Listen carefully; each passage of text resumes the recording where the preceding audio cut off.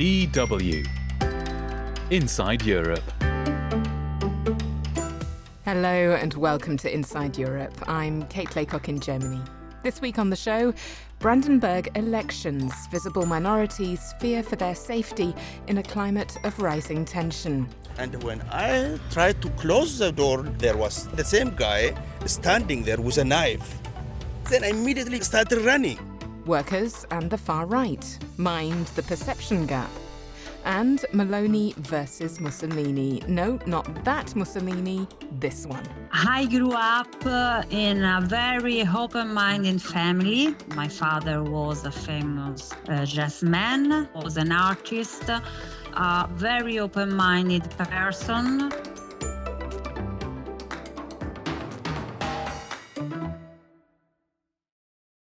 A Hungarian firm has been linked to the sudden explosion of thousands of pages belonging to Hezbollah members, which killed 12 people and wounded nearly 3,000 others this week.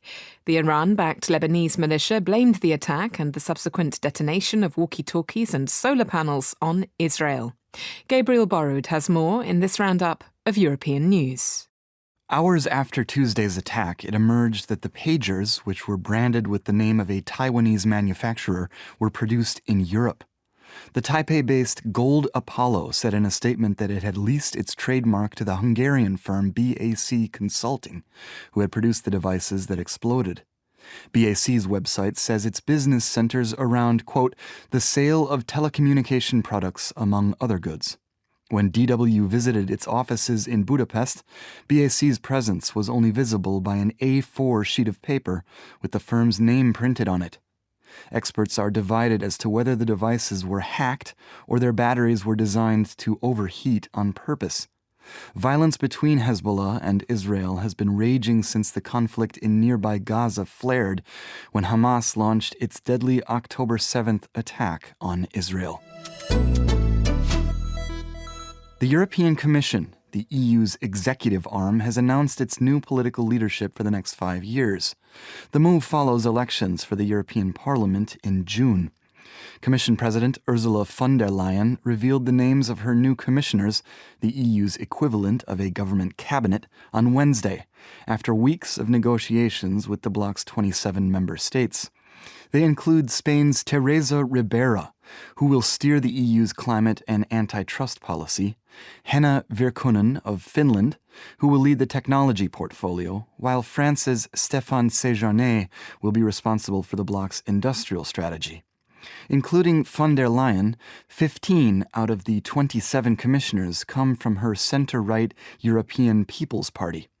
The new commission will be made up of 40% women, which von der Leyen said only happened because she pressured member states to nominate more female candidates. A 71-year-old French man on trial accused of drugging his wife and recruiting dozens of men to rape her over more than a decade has admitted all the charges against him.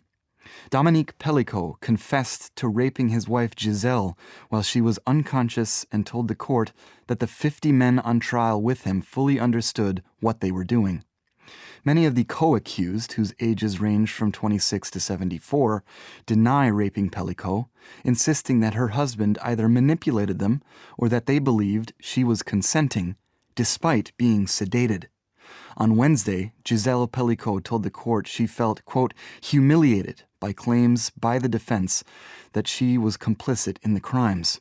She said she didn't, quote, for a single second give her consent to the abuse. The victim has become a hero to many rape victims after agreeing to a public trial and appearing openly in front of the media. Italian prosecutors have demanded a 6-year jail sentence for Deputy Prime Minister Matteo Salvini, who is on trial over the blocking of migrants from disembarking at one of the country's ports in 2019. Salvini, who is also the leader of the far-right League Party, is accused of keeping 147 migrants at sea for weeks on a ship run by the Open Arms charity. The ship was eventually allowed to dock on the island of Lampedusa following a court order. Salvini, who was interior minister at the time, implemented a, quote, closed ports policy that saw Italy refuse entry to charity ships that rescue migrants stranded in the Mediterranean Sea. Open Arms testified that sanitary conditions on board the vessel reached crisis point. Salvini insists the trial is politically motivated and described the potential jail term as, quote, madness. And finally, Norway has more electric cars on its roads than petrol-driven vehicles.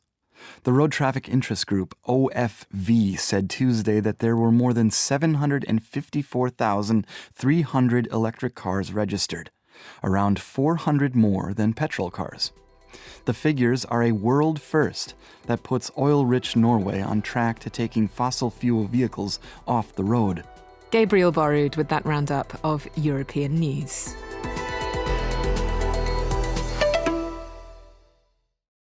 You're listening to Inside Europe. I'm Kate Laycock in Germany. Thuringia and Saxony have voted. This week, it's the turn of Brandenburg.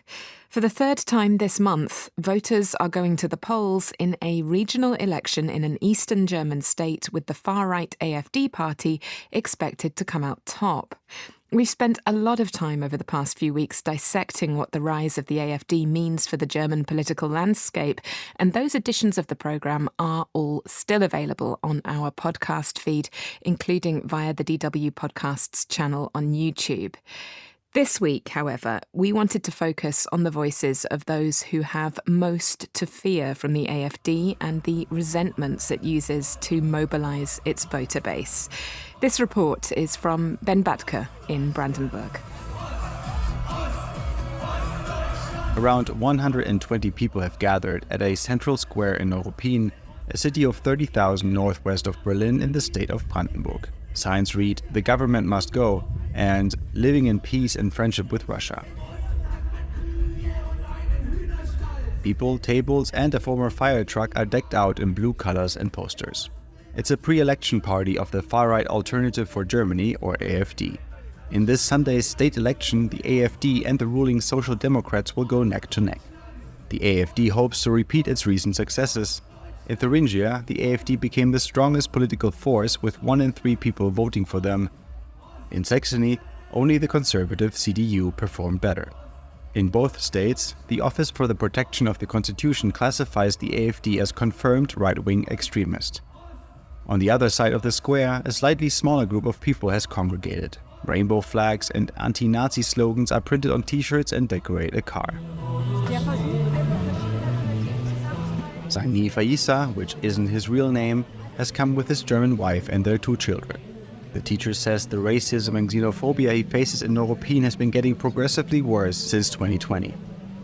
Almost every single day nowadays, there are people driving by me and saying the N-word. Just between my school and the home, I feel sometimes insulted by 2-3 people. Do we have to run away? And we started saving about 7 years ago to buy a house. We got an offer about 3 weeks ago, but we couldn't decide, and we missed the chance, and it's really difficult for us, and we are really afraid.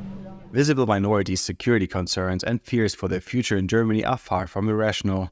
On the contrary, a series of recent statistics, surveys, and studies show how a dramatic uptick in right-wing extremist violence puts people with a migration background at risk, particularly in East Germany.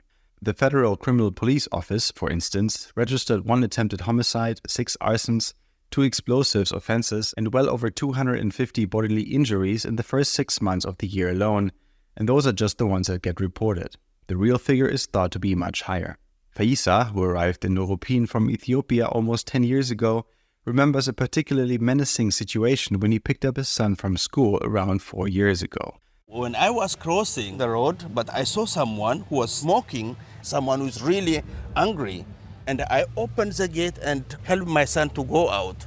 And when I tried to close the door, there was the same guy standing there with a knife. Then I immediately started running, and he ran after me. There was a police, and he was arrested. But after a while, I was called at the police station, and they asked me if I dropped the case. Faisa says the experience shook him to the core.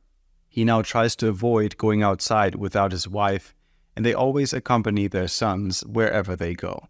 According to recent surveys by polling institute Politics and Princeton University, a growing number of AfD sympathizers approve of violence against migrants and politicians of democratic parties as a means to influence political processes and drive away refugees. Back at the AfD event, the next speaker is Hannes Gnauk, member of the German parliament and leader of the AfD's youth organization, which Germany's Office for the Protection of the Constitution classified as right-wing extremist last year. In my 10 years being active in this party, I have not met a single right-wing extremist. The government spends €50 billion per year on fighting illegal migration. It would be easy not to spend this $50 billion on any asylum seekers running around, but simply put it into our pensions. For us, the following applies in every policy area. Germany first. In a year's time, we'll chase the government out of their offices, and then we'll do politics for our own people again.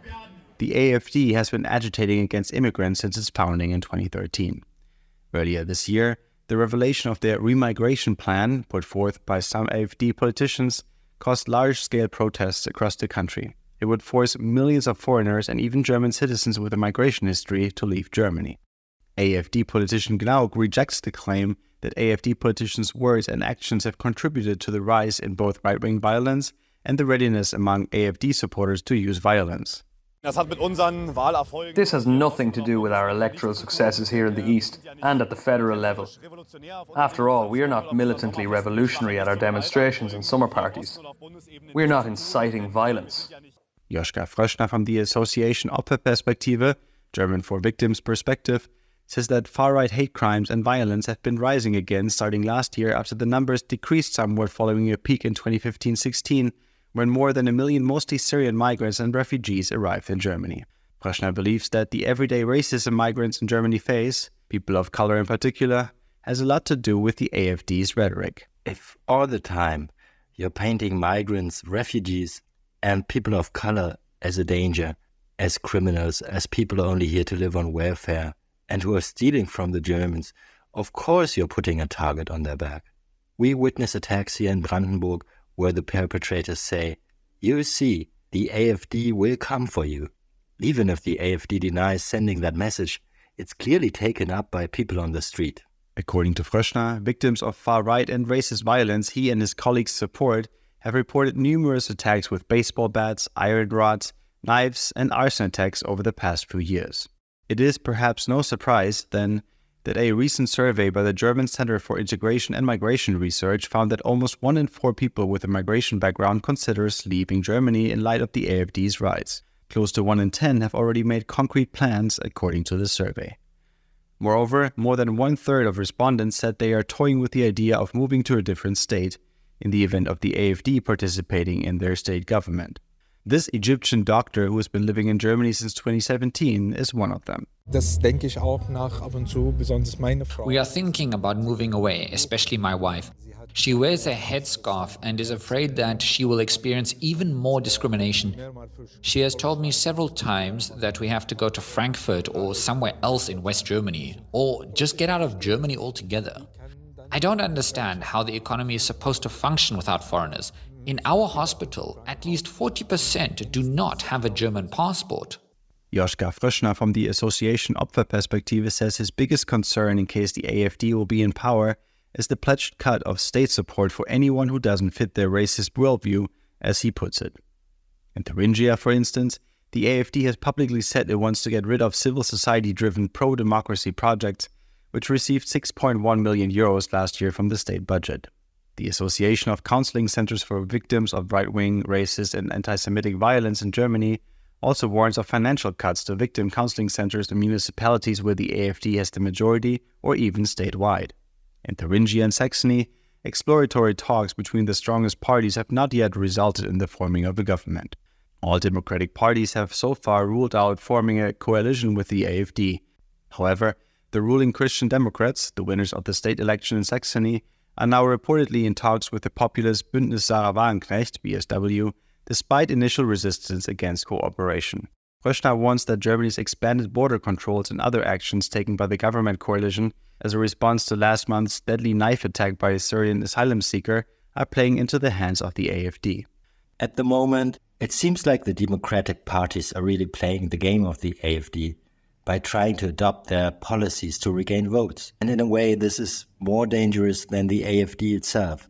Instead of supporting migrants and sending a clear signal that Germany is a country where people are welcome no matter their color of skin or their country of origin, parties are tightening asylum laws and are engaging in racist rhetoric.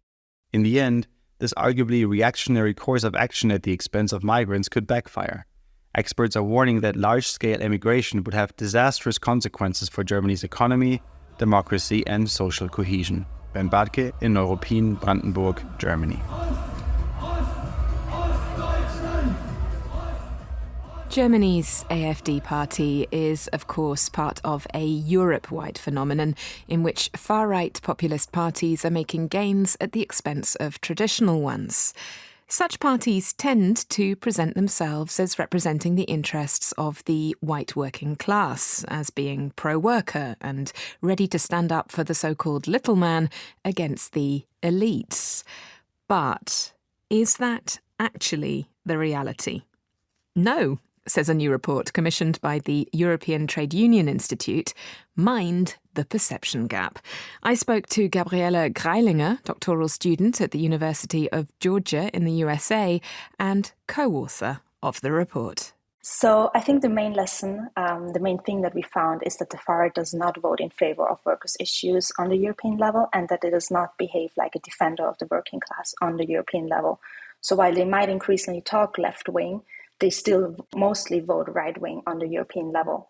I think what we also found is, what might be important to know, is that there is substantial heterogeneity in the voting patterns of the far right, meaning that they do not have a clear voting pattern within their groups. So far-right parties tend to have strong voting discipline within their own national party, but not within their groups. So the ID group and far-right parties in the ECR group that we analyzed, they voted very differently. That's really interesting. Can you give me an example, Gabriela, maybe of a vote, a key vote, where there were differences? So I think one key vote that we could look at is, for example, the minimum level of taxation for multinational groups, so like corporate taxation.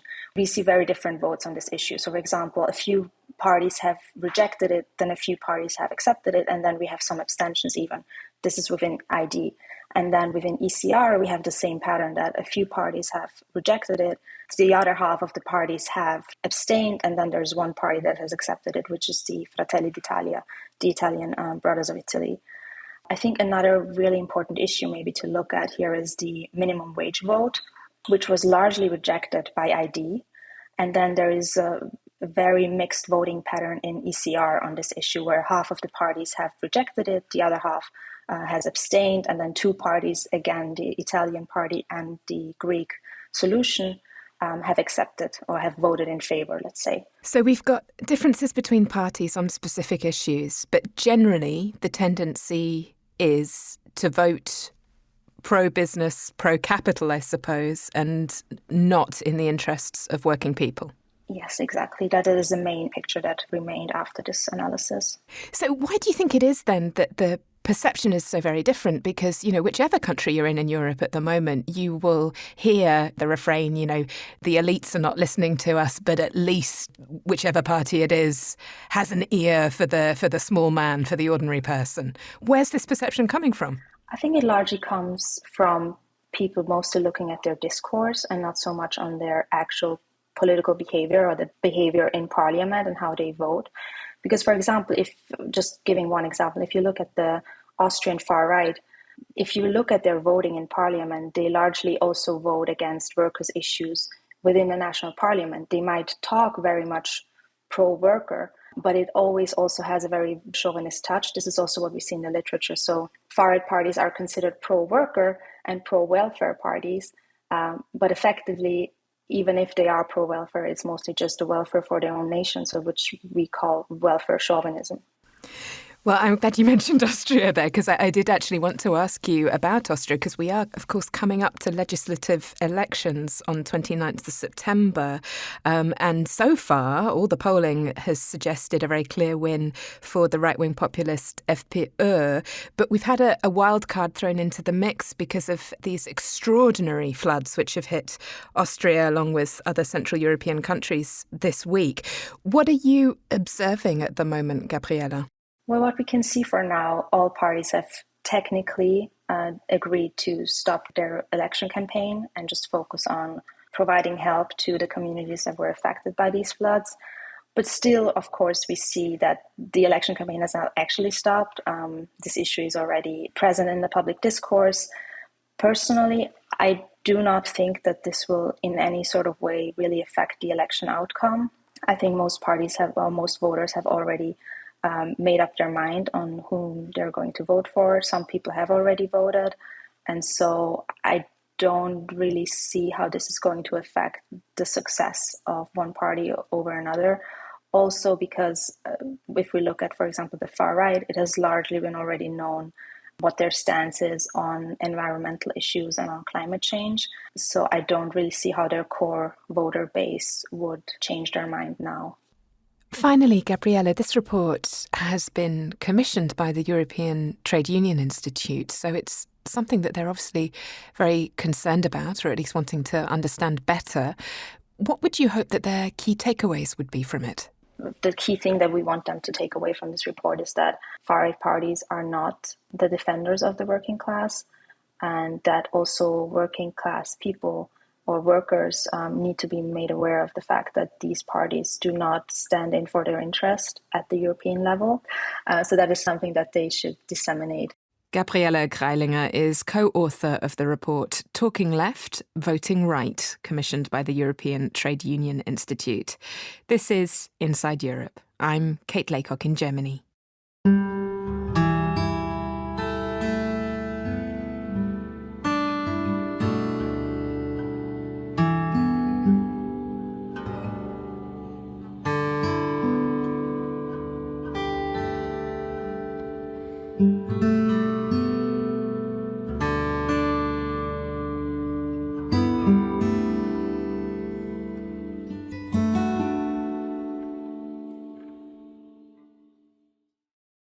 Mussolini versus Meloni. It sounds far-fetched, but it's happened.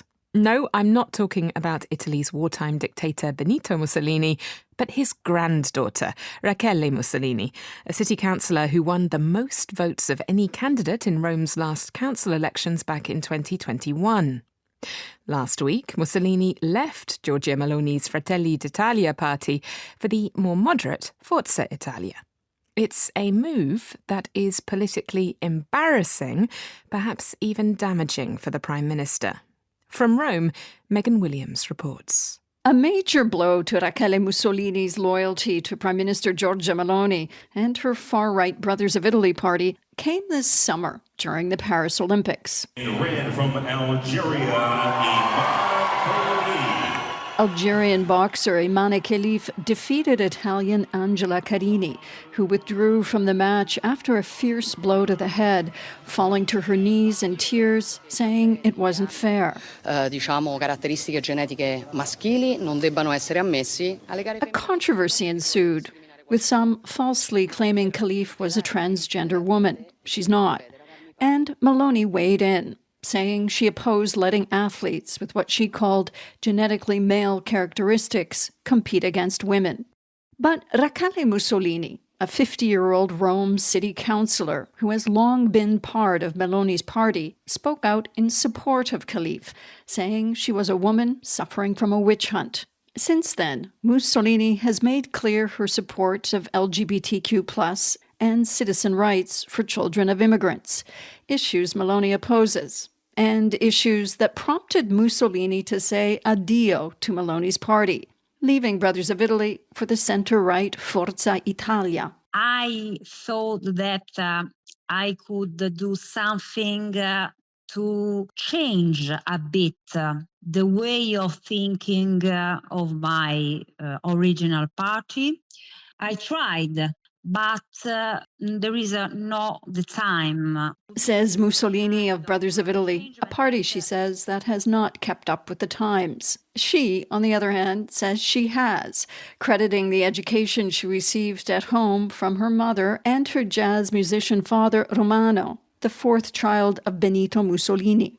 My sensibility never changed because I grew up in a very open-minded family. My father was a famous jazz man, was an artist, a very open-minded person, and my mother was an actress. That exposure to artists in her family, she's also related to legendary screen actor Sophia Loren, has led her to be more tuned in to people outside the mainstream, she says. The problem of minority, the problem of the people that have few rights. I think we have all have to deal with this kind of problems, right and left, to find a solution. But some Italians see Mussolini's leaving Brothers of Italy for the center-right mostly as a move away from a party starting to show signs of trouble. She's clever. She probably decided now it is a good move to go into this center, because there is a lack of center in Italy. Everything is so polarized. Says this Roman who works as a photographer. I think Mussolini is leaving a sinking ship with Meloni's party. Says this Rome teacher, referring to a recent scandal that has led to the resignation of Italy's cultural minister and close Meloni ally, who tried to hire his former lover as an aide, an abuse of public funds. Though Meloni is still the most popular party leader, support for her in polls since she was elected 2 years ago has slowly declined from 58% to 43%.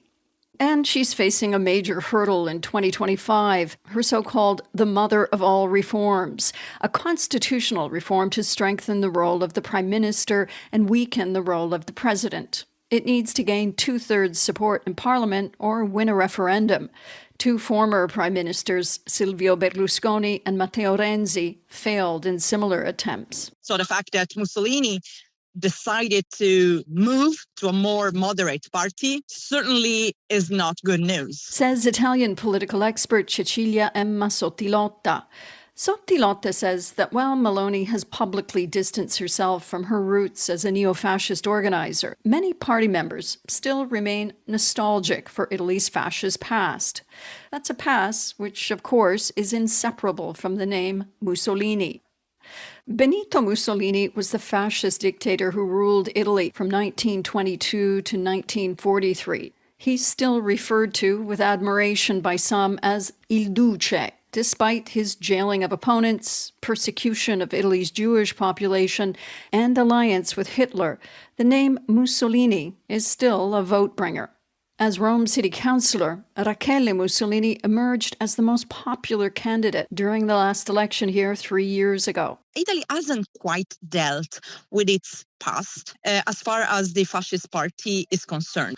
A big chunk of the population, even after World War II ended, remained somewhat in favor of fascism. There is also this sort of commonplace about Mussolini is that he also did good things. That lingering nostalgia, Sottilotta says, is why someone with a name, Mussolini, such a shocking name, can still be active in politics in the country. Meloni has worked hard to prove wrong left-wing critics who accuse her of never having fully renounced fascism.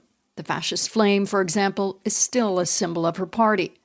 But having a Mussolini family member leave her party, calling it too extreme, say observers, is a rebuke she can't ignore. Megan Williams, DW, Rome. What's in a name? Quite a lot, it turns out. Time to say, I'm Kate Laycock in Germany. You're listening to Inside Europe.